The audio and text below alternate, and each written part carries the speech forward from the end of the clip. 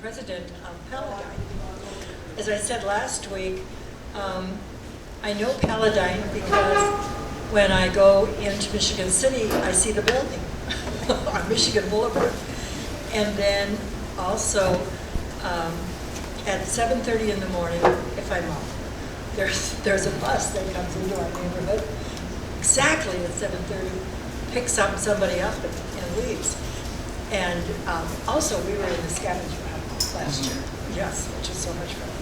So I'm looking forward to finding out more about Paladin.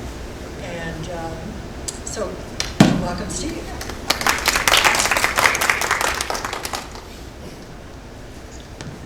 Good morning.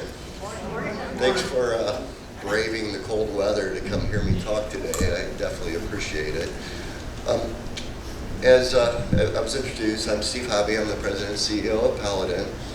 I have been working in human services for about, 26 years now. And this was definitely not my life career path when I was in college. I had no idea even about the services that existed. My dream was to go into physical therapy.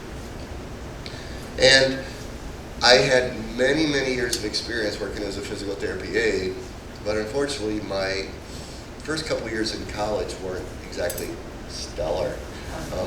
I ended up finishing college strong, but unfortunately I started it as bad as I finished it strong, and so I was never able to get in. Once I graduated, I needed something to do to support myself, knowing that I was intending to go back to school to try to take care of some of those grades that I had initially.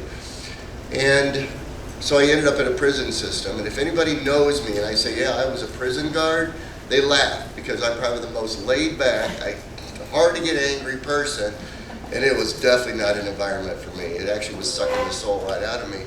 So I needed something to do, I needed it fast. So I ended up being basically a lead at a group home for a company called REM at the time, which is now Mentor. And that's where I was introduced to this field. And I'll tell you that we serve folks that are diagnosed with intellectual delays. If you've ever spent any time with those folks, the way they look at life is so incredible to me.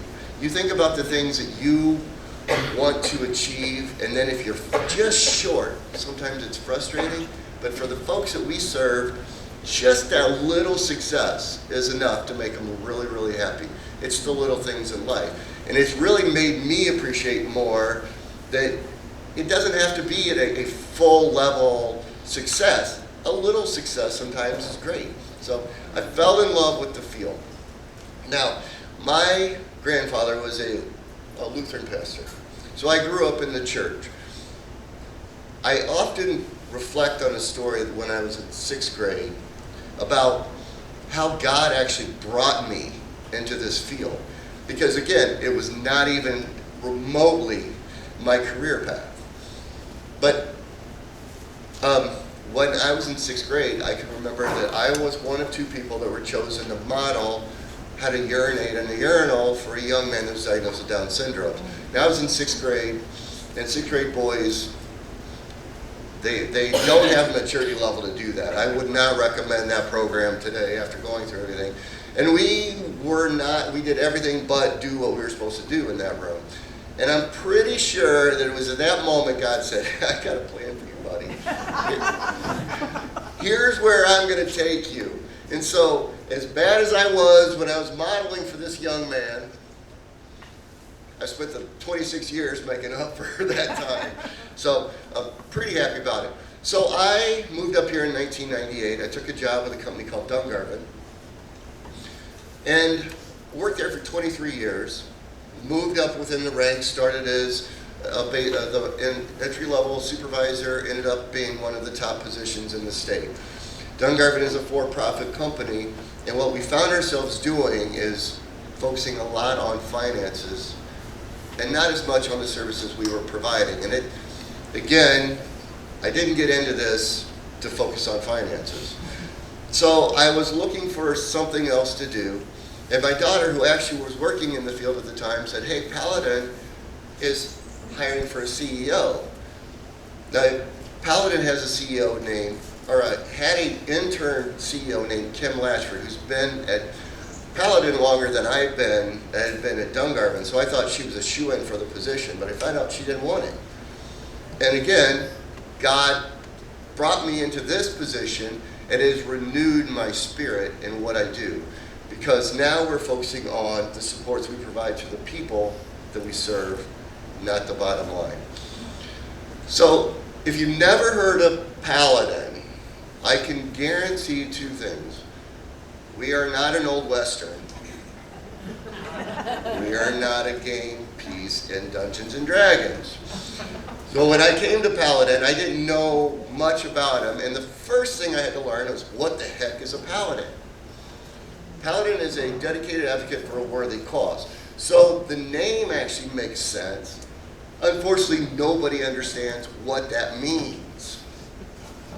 So Paladin came together because there were two agencies that were working pretty close to each other. In Michigan City, you had what was called Michiana Resources. And then in LaPorte, you had Parents and Friends. Michiana Resources with a dedicated day program service for people diagnosed with intellectual delays. Parents and Friends was a residential provider working with folks to help them support them living in the community. Well, what happened was Michiana Resources, they decided they wanted to do some residential programming. Parents and Friends decided they wanted to do some day programming, and they found out very quickly they were competing with each other. So instead of continuing to compete with each other, they merged. And when they merged, they wanted to get rid of Michiana, the Michiana Resources name and the Parents and Friends name, so they had a community contest about renaming it, and that's where the name Paladin came in. Some young man submitted it as an entry, and it got the most votes. So that's where we're Paladin. The really great thing about Paladin is, if you don't know where we started, Michiana Resources was started by two people, Dick Serber and Les Radke. Dick Serber was a speech therapist who knew that there was a gap in services for folks diagnosed with intellectual delays. Les Radke was a very intelligent CPA, but he had cerebral palsy, so he had physical limitations. And so they knew they wanted to do more, and thus they created this amazing service called Michiana Resources. Parents and Friends was started by families who knew they wanted, there's a gap in support, and so that actually started in somebody's garage. So that is an amazing story in itself. Once Paladin merged, Paladin became Paladin in 2017. In 2018, they continued to grow. They looked at, there were day programs over in Lake County operated by this company called Dungarvan. And now, as I mentioned, we were a for-profit company, and the day program service wasn't fitting in our model well because we had never done it before. We didn't know what we were doing, and we were just failing miserably at it. So we were more than happy to give it back, and so they merged into Paladin. So we also then brought on the Head Start program of LaPorte County. So here's what we do. Paladin works with people that are diagnosed with intellectual delays. We provide day programming. In our day program, we have 4 large day programs. One in Michigan City on Michigan Boulevard. That's the one that you pass every day. We have one right now in LaPorte. It's right on the north side of LaPorte on US 35. And then we have one in Hobart and one in Highland. The Michigan City, Hobart, Highland, they house about 150 people. And then the one in LaPorte is about 75 people. We provide residential supports. We help people live in the community as independently as possible. Some of our folks get a couple hours of services a week. Some of them get 24 hours a day. It just depends on what they need. We provide the staffing to go in and help them. We have employment supports. Our big push right now is to try to get our folks gainfully employed in the community. So we're working with various employers, taking our folks out, doing some job trials, seeing what fits, what doesn't fit. And then once we find that fit, we do the training. We sit through the orientation with them. We work with them side by side for an X amount of period. And then eventually we just do some follow along to make sure that they're doing okay. We have behavior management programs. All of us have feelings, anxieties, things that we struggle with managing. And if anybody in the room doesn't, I'm very impressed, because I'll tell you, I'm one that has that. Well, our folks, because of their intellectual delays, it's exasperating, and they don't know how to deal with those things. And a lot of times it comes out in ways that would be viewed as bad within the community. And I think that's where the reputation of our folks diagnosed with intellectual delays comes in, because they might lash out, they might yell, they might scream, they might just sit on the sidewalk and not move. And what we do is we take a team in, they're master level employees. They go in, they do assessments with the folks. They basically work with the folks directly. They work with the families. They work with the staff that work with them to try to help them, how are they going to deal with this situation once it happens? And then ways that they can learn how to cope without actually going into this negatively viewed aspect. We provide respite services, so families sometimes they need a break. We have a staff that will go into the house, and the family member can go out into the community and get a break. Or we have a house that we own on Woodland Avenue where they can go and they can stay overnight, they can stay for a week, they can stay as long as they want. So we give the families the ability to do, sometimes they have to go for work, sometimes they just want to go on vacation. So that's what we provide that for them. We have the Head Start program of LaPorte County. We run that primarily out of Neiman School, which is up on Royal Road. We are getting ready to expand into Bethany Church, which is in LaPorte, to support some of those LaPorte kids as well. We operate Imagination Station. Imagination Station is on Cool Springs, and it's a preschool. We can have infants all the way up to preschool age kids. We run some of our Head Start programming out of that location. We are getting ready. We just hired 2 bilingual teachers. So we're going to have one of the first bilingual programs from infant to preschool. So we're pretty excited about that. And we actually have a national accreditation on that preschool, which we're the only preschool in LaPorte County that has that. So we're pretty proud of those programs. And then if that wasn't enough, we have one more service that we provide. We provide non-emergency medical transportation. And how that came about was Parents and Friends actually had part of the LaPorte Council on Aging, and they did the transportation. So that merger brought that transportation piece to us. And when I started, one of the first people who reached out to me was Maria Fruit at the Healthcare Foundation and said, listen, your transportation's really bad right now. And you've got to do better because folks need to get to these appointments. So we've been really working to improve those services. We now operate Monday through Friday, 6 a.m. to 6 p.m. We pick up people at their homes. We actually go to the door, we help them on the van, we get them the appointment, we help them in the appointment, and then we'll go back, pick them up, help them back into their house. We just expanded into Saturday hours, so we're pretty happy that we now, not only Monday through Friday, but we have some folks on the weekends that we can help get to those dialysis appointments. We just found out that there's another need. Some of our folks that we transport, they appreciate the transportation, but they want to do more than go to the grocery store or go to a doctor's appointment. They want to go gamble at the casino. They want to go see their friends. They want to go to this. So we just got a grant that allows us to pick people up to take them to social activities. And we're hoping to get more money from that type of program because we see it as a need. We don't want that isolation going on in LaPorte County.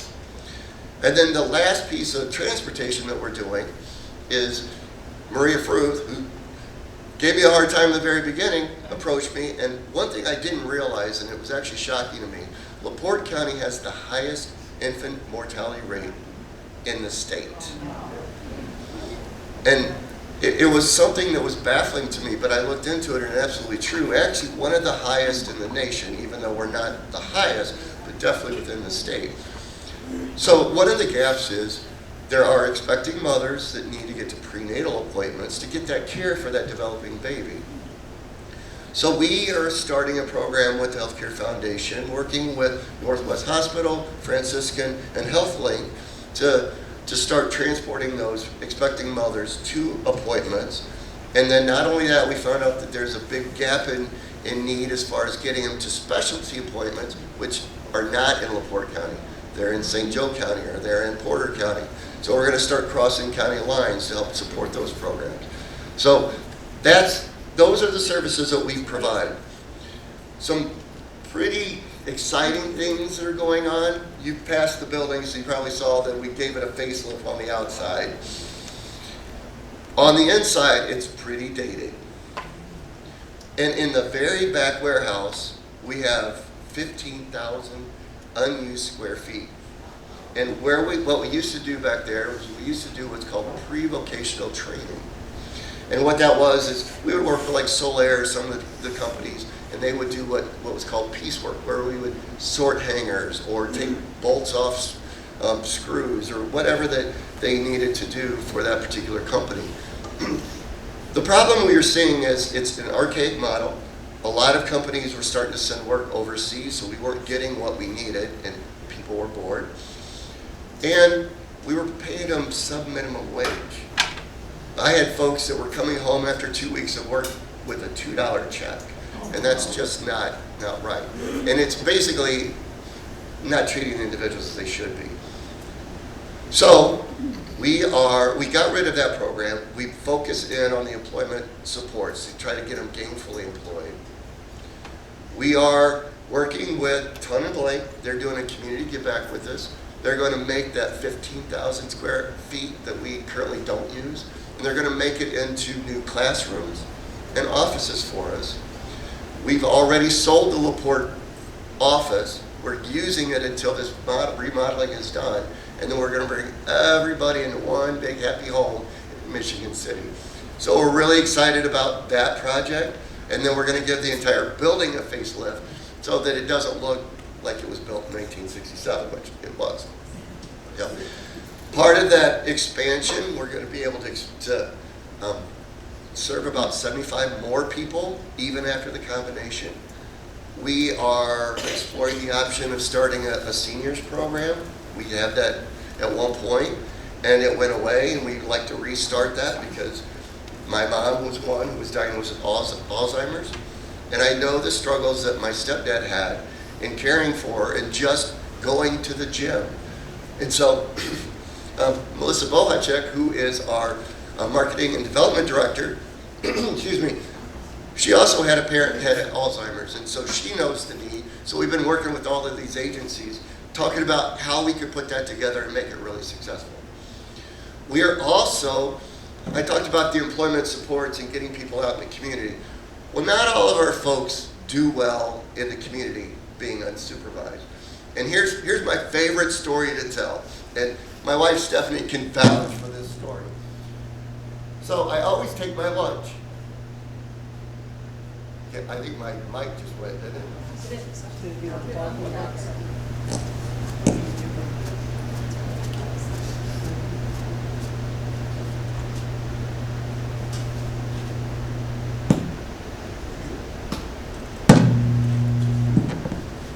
No. I have the ability to talk loud enough that everybody can hear me, but I'm getting over a cold, so I'm a little more raspy than I normally would be. Well, my favorite story to tell is I always take my lunch, and one day sat down to eat my lunch, and I open up my lunch bag, and my sandwich is gone. So I text my wife, I'm like, hey, did I leave my sandwich on the counter? She said, no. Why? Probably thinking I'm losing my mind, which she does most of the time anyway.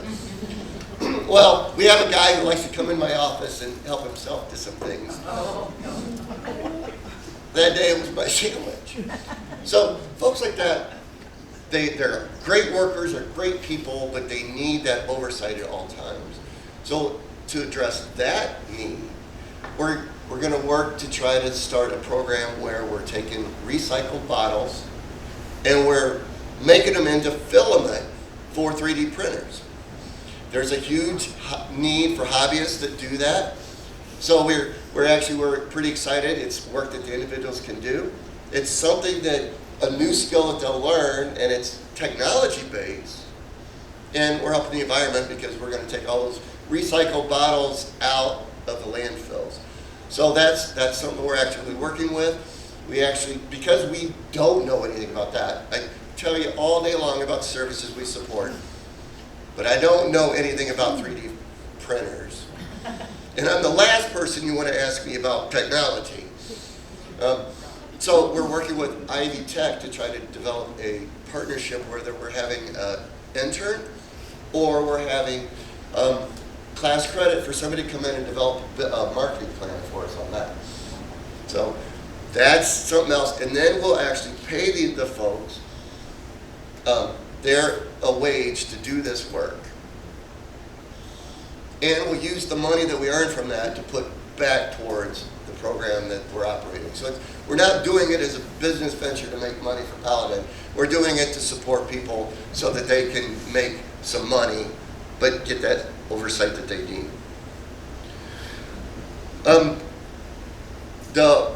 The buildings we own in Lake County are owned right now by Art Northwest, and they actually were the company that sold the day programs to Dungarvan. They have decided they don't want to be an operating entity anymore. So the other thing that we're pretty excited about is the fact that those buildings are going to become Paladin buildings. From there, I'll get to decide what I want to do. I'm either going to remodel those buildings and make them look nice, or I'm thinking about selling both the buildings and taking the funds to make them a nicer facility. So those are some things that we're pretty excited about within the future. Our biggest challenge is staffing, and I don't think that's shocking to anybody. I think any industry right now says that. The problem that we have is we have set rates that we get from the state. We can only pay our staff so much before we start losing money, which from an industry standpoint, we're on the very high end of what we pay. But from the competing of the other industries in this area, we're on the fairly low end. And so what we have is a depleted staff base. They're getting very burnt out. They're getting very tired. And the problem with that, and one of the things that keeps me up at night, is the fact that when they're that burnt out, and they're that tired, the people that are really suffering the most are the folks that we're providing supports for, because they're not getting the quality of services that they need. And we call them drug support professionals, our staff that work with the guys and gals. They are the lifeblood of what we do. I will tell everybody all day long that doesn't matter how good or bad I am, it's them. They're the reason that we either have a good reputation or a bad reputation. So getting those staff some support, that would be really key. Now, the one thing I will say is, through COVID, had the state not stepped in the way that they did, agencies like Paladin would have gone under a long time ago. But we got a lot of grant funding, and they also realized through COVID the importance of those staff, finally. So they've been doing some rate increases and some grants to companies to maintain and be able to support those staff what they need to be paid. But we still need to do more. The other challenge we have is, yes, we're operating those vans more, but for some reason the price of gas just keeps going up and up and up and up and up. So how do we operate those vans, what we have? So it's always a challenge. Plus our vans are getting a little older. So there's a lot more repair that's needed for them. They're running more. So those are probably the two biggest challenges we see at Paladin. So in this route, I always talk about opportunities that people may have to support Paladin. One of the things is we could always use volunteers. One of the things I need right now, if anybody knows one, is if you've ever heard the term slumping glass. We have a kiln in our Michigan City office. It'll melt glass into various shapes and melt it. So we've made like ornaments with it and magnets with it. The kiln also has things that, for ceramics as well. We have a grant for somebody to come in and work with the folks on this glass project, but we don't have anybody that knowledgeable enough to do it. So if anybody's ever heard somebody say, hey, I like to slump glass and I'm kind of bored, give me a call. Donations, people can donate basically materials, or they can donate money. We have a website, and I brought some pamphlets with websites, and I brought some cards, so if anybody's interested, you can donate directly. We have a shop, so we have things that you can purchase on the shop. And one of the things that interests people is we have soy candles that we're selling. And the nice thing, I don't know anything about candles about as much as I know about technology, but I sell soy candles are cleaner burning, so they're better. And then we have some glass ornaments right now. So it's a fitting time going into the holiday season. I see some Christmas decorations already up. I'm a little resistant. I'm thinking, oh gosh, next weekend. But you can do that. We, right now, Blue Chip Casino is having a contest called Tree for Hope. There are 5 companies that have a Christmas tree. You can vote on your favorite Christmas tree. You can go on the Blue Chip website and find it. And you can just vote for us. You can do it every day if you want. And the winner, actually the top 3 get some funding from the Blue Chip. So that's something you can do. And when you go on to it, the one thing I love to tell about our tree that I know is unique, our folks in the Michigan City Day program, they actually made the ornaments.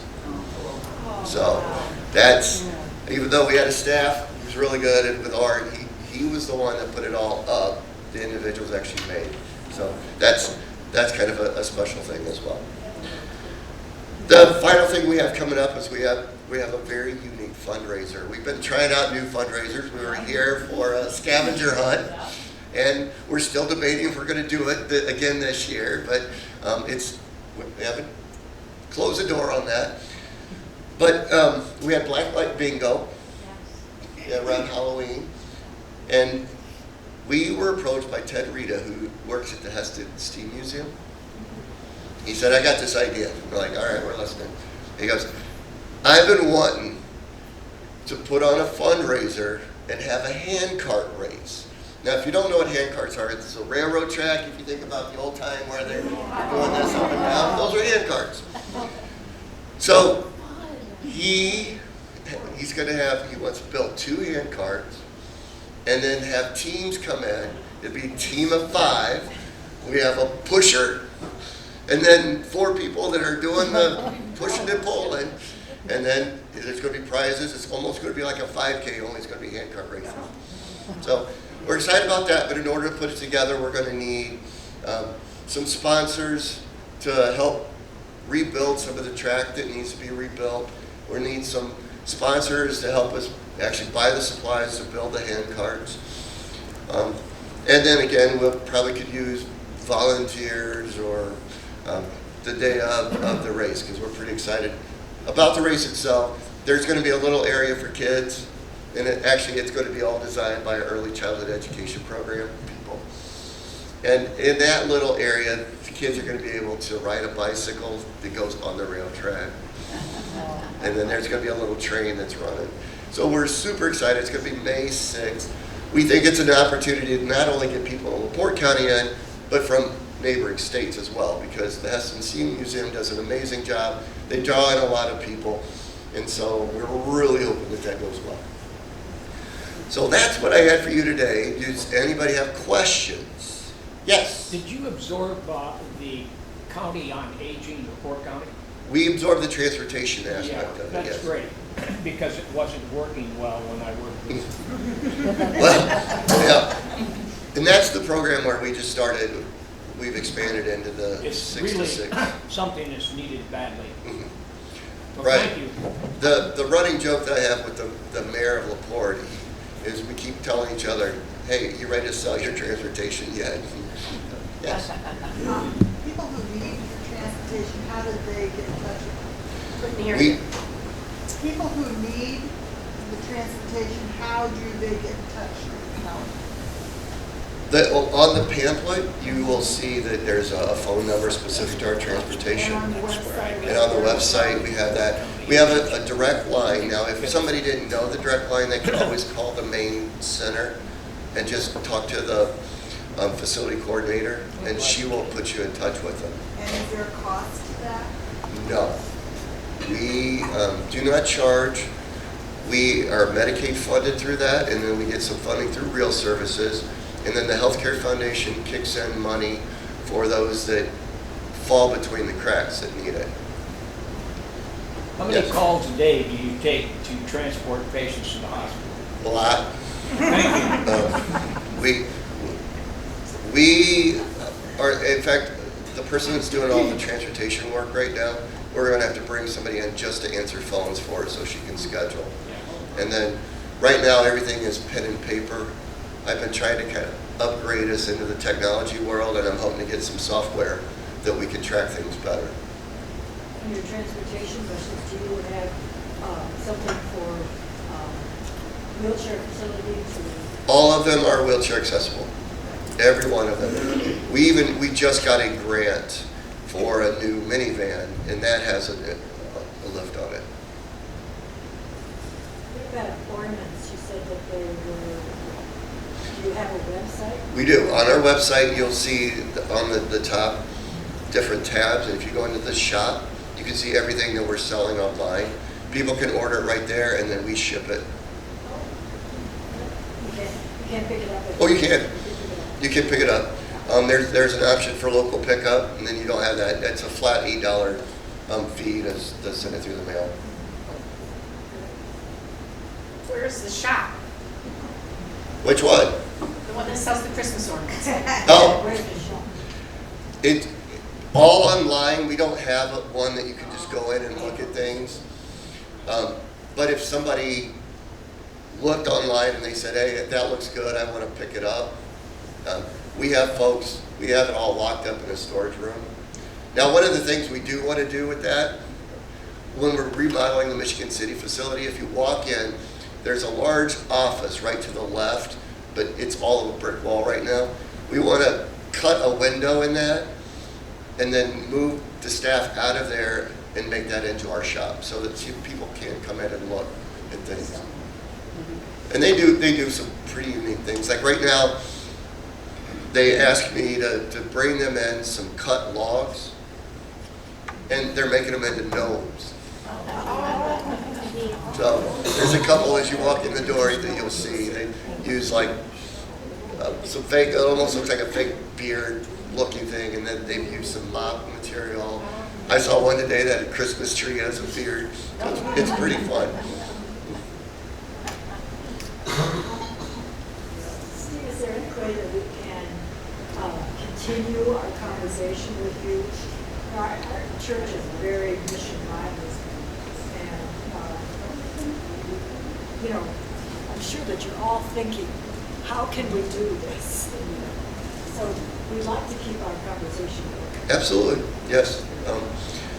We appreciate the partnership, Eric, let us use the facility for the scavenger hunt.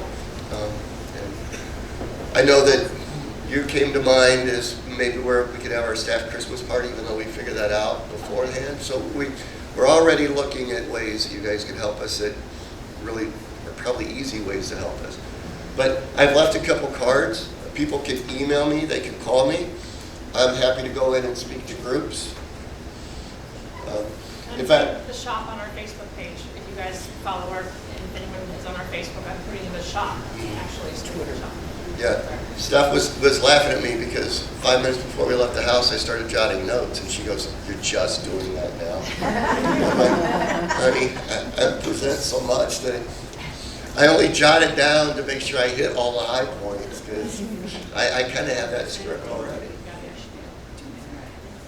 There's a Thank you. groundbreaking tomorrow. I just got a text from Melissa. Is there a groundbreaking at Newman? Yes, at Neiman, what the groundbreaking is we are putting in a new playground. It's going to be it's a nature-based playground, so everything tactile, and the grass is a grass you don't have to mow. There's going to be trails around Neiman with it, new equipment. There's going to be a shelter, so it's going to really be cool when it's all done. And we've been waiting for this playground for about a year and a half, so we're really happy to finally at least get to break some ground.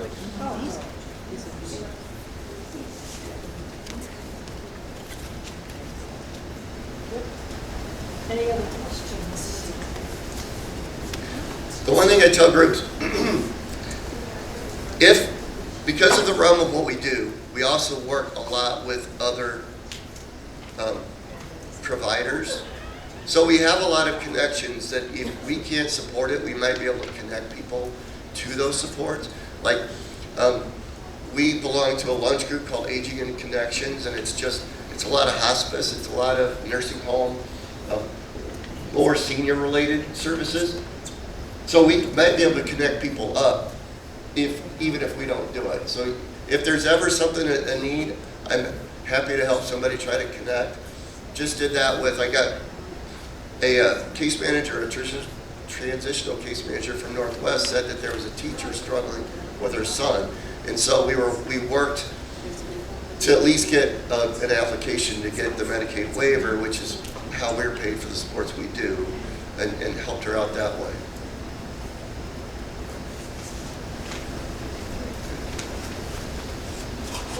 So thank you for All right, well, thank you. Again, I appreciate the opportunity. All I can say, I know a little bit about that. Yeah. So I could get Yeah. the score of the Bears game. Yeah, because I gave that building a facelift because, and just the logo itself, it just didn't do anything. So we worked to get the logo changed and the color scheme changed. And, we're excited, a lot of changes, a lot of things that we have going on. And so any conversations you want to continue to have, please let me know. And at the least, go and vote for the. Yeah, the Christmas tree, Yeah. please. Well, thank you. All right.